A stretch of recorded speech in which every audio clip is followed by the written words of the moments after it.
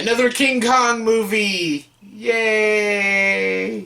Hey everyone, welcome to the review. Here's my review for the movie Kong Skull Island. Yes, this movie stars Tom Hiddleston, Brie Larson, Samuel Jackson, John Goodman, Toby Kebbell, and John C. Reilly. And this movie's directed by Jordan Vogt-Roberts. This director previously directed The Kings of Summer, an indie film that came out in 2013, which was actually a pretty good movie. And now his second movie is a big, huge blockbuster film, a King Kong movie called Kong Skull Island. I was really excited to see this movie, Kong Skull Island. This is going to be a part of this big monster movie franchise. The first one was, of course, the 2014 Godzilla movie, which was a pretty decent movie. And now we got Kong Skull Island, a different take on the King Kong story. It's not like the 2005 Peter Jackson King Kong movie and the 33 and the 70s King Kong movies. This is its own unique story and stuff, and yeah, I was really excited to see a fun, exciting King Kong movie, punch-em-up movie with some fun, cool characters, because there's a stellar cast in this movie, and it just looked like a fun, interesting movie, and it's going to build into a King Kong versus Godzilla movie and stuff, and yeah, this movie is very disappointing, actually. Yeah, I was really excited to see it because I saw this movie was getting a lot of positive reviews on Rotten Tomatoes. Honestly, this movie is pretty darn disappointing. It's not a bad movie, it's just fine, it's okay, it's decent. I liked some things in this movie, but I also disliked a lot of things. Again, not terrible. I could see actually a lot of people really enjoying this movie. But, yeah, I enjoyed elements of it, but I also really didn't like other elements of the film. So, yeah, the cast in this movie is actually really good. They'll give good performances. Tom Hiddleston, Brie Larson, Samuel Jackson, especially Samuel Jackson and John C. Reilly. John C. Reilly is really funny in this movie, and they'll give good performances, and King Kong looks pretty fucking awesome in this movie, and seeing him punch the shit out of things, blow up helicopters, and, you know, watch him fight all these monsters on Skull Island, and there's actually more of King Kong than there was Godzilla in the 2014 Godzilla movie and stuff, so that was pretty cool, seeing a lot of King Kong blowing shit up and fighting shit, humans fighting and shooting guns at him. Those scenes were all fucking badass and awesome to watch. Really freaking awesome. Kind of like the ending of Godzilla, when Godzilla's fighting the creatures, you're like, yeah, it's so awesome. But of course, the biggest downside of Godzilla was the characters weren't interesting. Ken Watanabe was interesting, Bryan Cranston was interesting, but everyone else was really bland and boring as shit. This movie, everyone is bland and boring as shit. Everyone gives a great performance, but all the characters in this movie, which is the main focus of the film, because you can't focus on monsters because they don't talk. The characters are the ones that you're trying to be like, you're going to relate to these characters, and you want to see what these characters do. If you were in their shoes, what would they do? It's like a survival story. You have to like these characters, enjoy these characters, and again, relate to them. And I didn't relate to them, and I didn't find them very interesting. There wasn't much depth to them. They were all very one-note characters. Again, because all these actors are all so freaking talented. They're all great actors, and they all give good performances, which is a huge praise, but the characters they're playing aren't very well written, and they're not very interesting. I really didn't give a shit about these characters. I didn't give a shit if King Kong just killed them all. I really didn't give a fuck. The only thing I cared about was King Kong. King Kong was awesome. Seeing him wreck shit up was pretty awesome, but these characters weren't compelling, weren't very interesting, and I could care less about any one of these characters. None of them were interesting. Sure, John C. Reilly was pretty funny and enjoyable. Sam Jackson is Sam Jackson, so yeah, it's always fun to see, but again, these characters, they have a lack of character development. They don't have very interesting character interactions. The dialogue they say is very, exposition heavy and very bland and just kind of by the books. There's nothing interesting about these characters.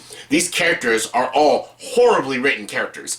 Again, the actors that are playing them give good performances, and they do have a lot of likability and charm because the actors are good, but the characters themselves aren't interesting and aren't very enjoyable to watch. And they're the majority of the movie, because the movie is 2 hours, and I'd say maybe 20-something minutes of it is King Kong wrecking shit up, which is fucking awesome. But a lot of it is the characters, and I could care less about the characters. In Godzilla, I didn't care about the characters either, but at least there was a couple of characters that were cool, like Ken Watanabe and Bryan Cranston, who left the movie way too soon, but he was an awesome, very enjoyable, very likable, very compelling character. This movie had no characters. At least Godzilla had 2. This one has 0. So that is a huge downfall for this movie. It really is a big downfall. Again, the effects on King Kong is awesome. King Kong himself is really cool. The action is really awesome.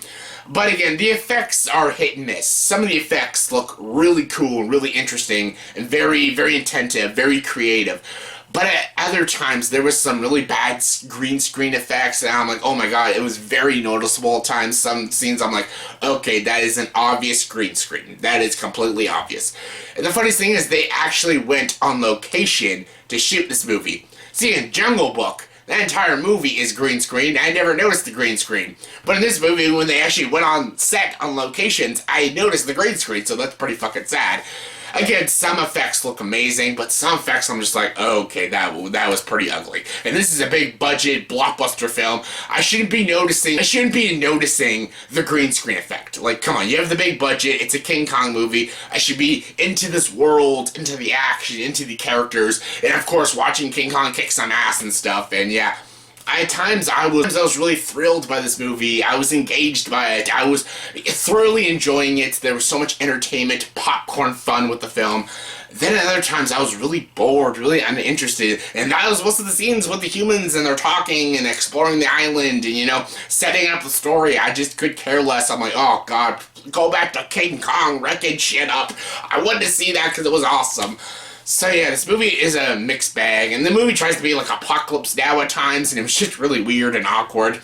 And the score for the movie was also not very good. It was a very lame score. It didn't really fit the tone and the style of the film. I just really didn't like the score. Like, the cinematography at times was pretty good. You know, the big landscapes of Skull Island was cool. And a lot of the things in some of the set pieces of Skull Island are cool, but again, some aren't. So this movie, anytime it had good stuff in it, there was bad stuff in it. So this movie was a really mixed bag for me, and again, it was a disappointment because I thought this would be like a fun popcorn movie. It was in my like top 20 most anticipated movies of this year, and it was pretty disappointing, honestly. I say if you really liked the 2014 Godzilla movie, then I think you will love this movie. See, I enjoyed that movie, the Godzilla movie. I didn't think it was that great, but it was fine for what it was. This one I actually think is a little worse, but again, for what it is, I think a lot of people will still have fun with it. I think people will like it.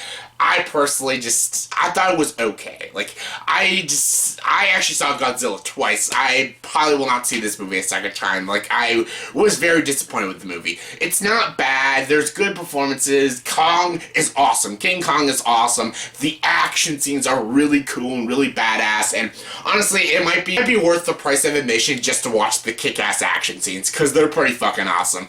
But yeah, this movie was disappointing. Like, there were some pretty bad effects at times. The green screen was pretty bad. These characters are horribly written characters. The tone was inconsistent at times. They had terrible score. And again, it was pretty boring at times. And it's a King Kong movie. I love King Kong. I love the 30s King Kong. I love the Jackson King Kong. This one was just disappointing. So yeah, on a scale of 1 to 10, I'll give the movie Kong Skull Island a 6.3 out of 10. So yeah, it's fine for what it is, a fun, dumb action movie, but I expected so much more from it, and that alone made this movie disappointing. So yeah, that was my review for the movie Kong Skull Island. So in the comment section below, please tell me, what is your favorite King Kong movie? Yes, favorite King Kong movie. My favorite is the 1933 classic King Kong movie. But what is your favorite King Kong movie? Comment below, let me know. And as always, if you liked this video, please like, subscribe to this channel, and join the dark side.